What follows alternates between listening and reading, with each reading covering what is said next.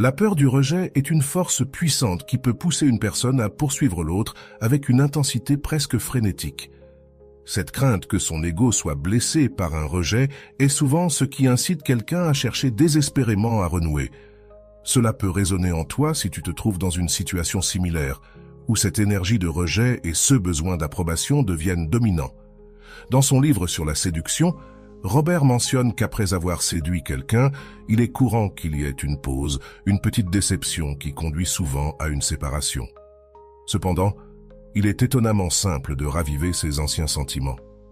Ils ne disparaissent jamais complètement, restent latents et peuvent à tout moment être réveillés, prenant l'autre personne par surprise. Un exemple illustre bien cette dynamique. Une personne, après avoir accompli une tâche importante par une journée froide et pluvieuse, reçoit des messages de soutien et de gratitude de la part d'autres personnes. Ce soutien lui apporte une chaleur émotionnelle qui contraste avec les conditions climatiques difficiles. Et bien que sa situation soit compliquée, elle se sent réconfortée en sachant qu'elle n'est pas seule. Cela reflète la manière dont une reconnexion inattendue peut parfois apporter du réconfort et un sentiment d'appartenance. Aujourd'hui, l'objectif est de comprendre comment il est possible de raviver l'intérêt de quelqu'un qui semble s'éloigner. Si cette personne a déjà pris de la distance, il est possible de travailler à son retour en réveillant ces sentiments qui, bien que semblant endormis, sont toujours présents, attendant le bon moment pour ressurgir. Dans l'art de la séduction, on explique que la peur du rejet a le pouvoir d'altérer la dynamique entre les personnes en inversant les rôles dans une relation. Un psychanalyste autrichien, disciple de Freud, a mentionné que le rejet est une leçon dans l'art d'aimer. Cette idée a de nombreuses significations et conduit à la réflexion suivante. Lorsque quelqu'un nous accorde trop d'attention, nous finissons souvent par le prendre pour acquis, perdant ainsi l'intérêt et l'excitation initiale. L'acceptation constante peut devenir monotone, à tel point que ce qui nous excitait autrefois passe désormais inaperçu. Un exemple de cette dynamique peut être observé chez les enfants. Lorsqu'un enfant reçoit un nouveau jouet, toute son attention est absorbée par celui-ci. Cependant, si un autre enfant montre de l'intérêt pour l'un de ses anciens jouets, soudainement, ce vieux jouet reprend de la valeur. Ce principe s'applique également aux relations humaines. Lorsque tu commences à rejeter quelqu'un qui s'était habitué à ton attention constante, cette personne commence à remarquer le contraste et à valoriser ce qu'elle prenait autrefois pour acquis. Dans ce contexte, le livre offre deux réflexions importantes. La première dit que, si tu es facile à obtenir, tu ne peux pas avoir beaucoup de valeur, soulignant ainsi l'idée que ce qui est obtenu sans effort n'est pas apprécié. La deuxième réflexion est, on n'abandonne que ceux qui nous ennuient, ce qui renforce l'idée que l'ennui peut mener à l'indifférence et finalement à l'abandon. Pour mieux illustrer ce concept, imagine que tu as acquis quelque chose qui t'a coûté une somme considérable d'argent. Naturellement, tu fais tout ton possible pour en prendre soin, en t'assurant qu'il ne soit pas endommagé ou perdu, car tu sais ce qu'il t'a coûté de l'obtenir. En revanche, lorsque quelque chose est bon marché et facilement remplaçable, la préoccupation pour sa préservation diminue, car tu sais que tu peux en obtenir un autre rapidement. Cette même logique s'applique à ce que nous désirons profondément et pour lequel nous serions prêts à faire de grands sacrifices, voire à nous endetter pour l'obtenir. Si je mentionne cela, c'est pour que tu comprennes mieux le message que je veux te transmettre. Comme je l'ai déjà souligné, les personnes qui sont faciles à prédire ne suscitent ni curiosité ni intérêt, ce qui peut conduire à ce qu'elles soient ignorées. C'est un moment clé pour toi. Si cette personne s'éloigne, tu as une opportunité unique de changer complètement tes attitudes et tes réactions. Ne tombe pas dans le piège de réclamer plus d'attention ou de devenir quelqu'un de prévisible et ennuyeux. Tu dois t'assurer qu'on t'associe à des expériences agréables, qu'on te voit comme une source de plaisir et non comme quelqu'un qui apporte toujours des problèmes ou des conflits. Il est naturel que nous tombions parfois dans ces schémas de comportement. Et si cela t'est déjà arrivé, ne t'inquiète pas, tu peux renverser la situation. Ici, une stratégie très efficace mentionnée dans le livre entre en jeu, frustrer les attentes. Si l'autre personne est déjà habituée à tes réactions, à ce que tu agisses toujours de la même manière, tu deviens alors prévisible et par conséquent peu intéressant. Il est possible qu'elle pense que, bien que tu sois actuellement en colère, tout reviendra à la normale sans qu'elle n'ait à faire aucun effort. Dans ce cas, tu ne représentes plus un défi et en ne constituant ni un défi ni une source de plaisir, il est facile qu'elle perde de l'intérêt. La première technique que tu peux appliquer est de frustrer ces attentes. Les gens trouvent intrigant et attirant ce qui semble inaccessible ou ce qu'ils ne devraient pas avoir. Si tu as toujours été disponible, en donnant plus que nécessaire, il est probable que tu aies essayé de maintenir la relation en montrant encore plus d'affection, d'attention et de dévouement. Mais lorsque l'autre personne s'habitue à recevoir tout cela sans effort, elle commence à le prendre pour acquis. Ce qui est intéressant, c'est que dès que tu décides de cesser d'offrir tout ce à quoi elle était habituée, l'autre personne ressentira ce manque, même si elle semblait auparavant indifférente ou désintéressée. Ce changement peut inverser les rôles, car lorsqu'une personne cesse de recevoir ce qu'elle tenait pour acquis, elle commence à l'apprécier. Il en va de même pour le corps et l'esprit.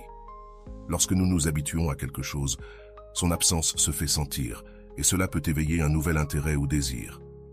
Cette stratégie ne consiste pas seulement à t'éloigner, mais à créer un contraste qui incite l'autre personne à te regarder à nouveau sous un jour nouveau, en appréciant ceux qu'elle avait pris pour acquis.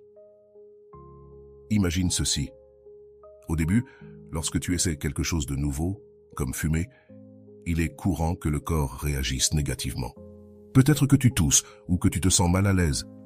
Mais avec le temps, si tu le fais régulièrement, ton corps commence à désirer cette nicotine.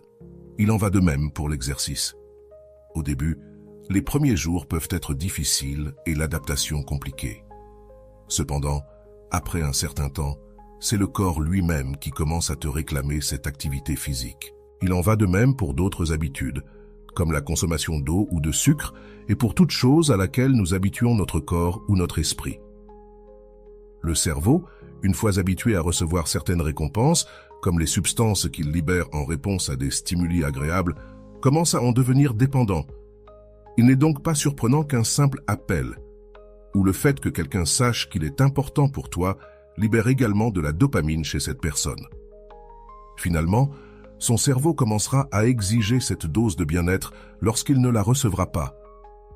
La clé ici réside dans l'apprentissage de la restriction ou de l'élimination progressive de ces choses que tu as offertes et que l'autre personne a commencé à prendre pour acquises. Ce faisant, tu commences à créer un vide, un contraste entre ce qu'elle avait et ce qui manque maintenant. C'est à ce moment-là que les dynamiques peuvent changer radicalement. Lorsque tu commences à frustrer les attentes de cette personne, les rôles s'inversent. Il est probable que cette personne, qui se sentait autrefois sûre de t'avoir, commence à te rechercher et à faire des choses qu'elle avait cessé de faire. Cependant, il est crucial que tu ne cèdes pas à ce que tu ferais habituellement à ce moment-là. Ne lui donne pas ce qu'elle attend de recevoir, car c'est précisément cette certitude de tes sentiments qui lui a permis de se comporter comme elle l'a fait. L'idée est que lorsque cette personne te recherche ou s'attend à ce que tu réagisses de la manière habituelle, tu brises ce schéma. Ne tombe pas facilement dans ces jeux. N'offre pas cette solution rapide qu'elle espère obtenir avec ses gestes habituels. Ce faisant, tu commenceras à changer la perception qu'elle a de toi et à générer un nouveau type d'intérêt, basé sur l'incertitude et la nouveauté de ne pas pouvoir prédire tes réactions. Il est fondamental que, lorsque tu fais face à une situation prévisible, tu répondes de manière inattendue. Cette réaction doit être différente pour chaque personne, car il n'existe pas de formule unique qui fonctionne pour tout le monde. Plus tard, il serait possible d'explorer certains exemples. Mais l'essentiel est de comprendre qu'une autre technique puissante entre en jeu ici, générer cette peur du rejet. Cette peur du rejet, comme mentionné précédemment, a le pouvoir de changer complètement les dynamiques dans une relation. Si cette personne utilise souvent les mêmes méthodes pour obtenir ce qu'elle veut, il est crucial de lui faire comprendre que ces méthodes ne fonctionneront plus. Cependant, il ne s'agit pas d'être hostile ou indifférent, mais plutôt de changer la façon dont tu réagis, de sorte que l'autre personne ne puisse plus prédire ta réponse. Une manière efficace d'appliquer cette stratégie est de te retirer d'une manière qui suggère qu'un changement important s'est opéré en toi, que tu es désormais quelqu'un de différent, plus inatteignable. Ce changement en toi doit être subtil mais palpable, créant une sorte de mystère. Il ne s'agit pas d'être dramatique ni de couper tout contact d'un coup, mais de faire en sorte que l'autre personne perçoive qu'elle n'a plus le contrôle ou la certitude de tes réactions.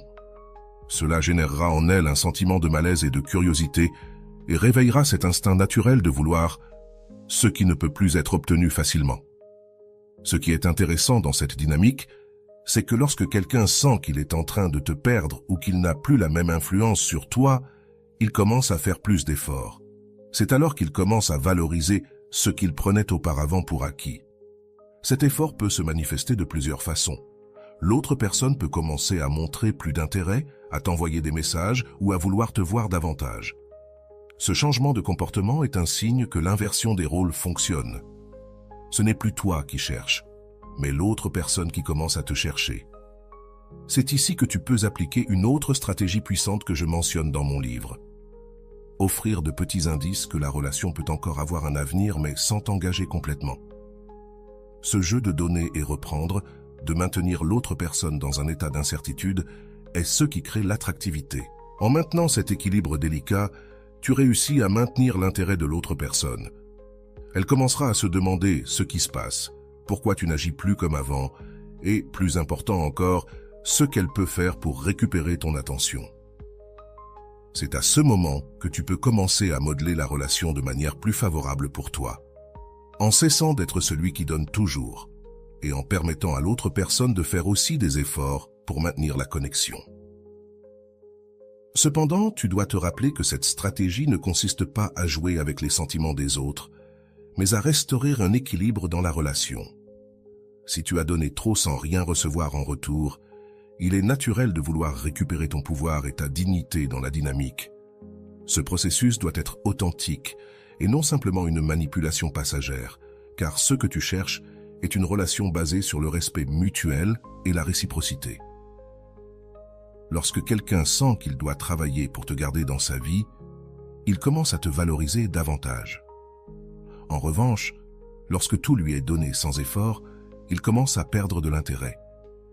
C'est une leçon fondamentale dans l'art de la séduction et dans les relations humaines en général. Maintenir une aura de mystère, d'indépendance et ne pas être toujours prévisible sont des éléments essentiels pour garder l'attraction et le respect dans toute relation. Tout au long de ce processus, il est important que tu te concentres également sur toi-même. Tu dois continuer à grandir, à travailler sur tes propres objectifs et à cultiver ton propre bien-être. Cela non seulement te rendra plus attractif, mais t'aidera également à garder une perspective équilibrée. Ne deviens pas quelqu'un qui dépend totalement de l'attention ou de l'affection d'une autre personne. Souviens-toi que ta valeur ne repose pas uniquement sur la perception des autres, mais sur la manière dont tu te perçois toi-même. Si tu parviens à appliquer ces stratégies de manière efficace, tu verras comment les dynamiques changent en ta faveur. L'autre personne commencera à te remarquer à nouveau, à t'apprécier et à chercher des moyens de se reconnecter avec toi. Mais cette fois, ce sera selon tes propres termes, avec une relation plus équilibrée et davantage de respect et de considération de part et d'autre. En conclusion, l'art d'inverser les rôles dans une relation repose sur la frustration des attentes, le maintien d'un air de mystère et l'évitement d'être complètement prévisible. En le faisant, non seulement tu récupères ton pouvoir dans la dynamique, mais tu crées aussi un nouvel intérêt chez l'autre personne. C'est un jeu subtil, mais lorsqu'il est bien exécuté, il peut avoir un impact profond sur la façon dont on te perçoit et sur la manière dont on se comporte avec toi. Enfin, rappelle-toi que tout cela doit se faire avec respect envers toi-même et envers l'autre personne. L'objectif n'est pas de manipuler ou de causer du tort, mais de trouver un équilibre sain dans la relation où les deux parties s'efforcent de maintenir l'intérêt et la connexion. En agissant ainsi, tu obtiendras une relation plus satisfaisante et durable.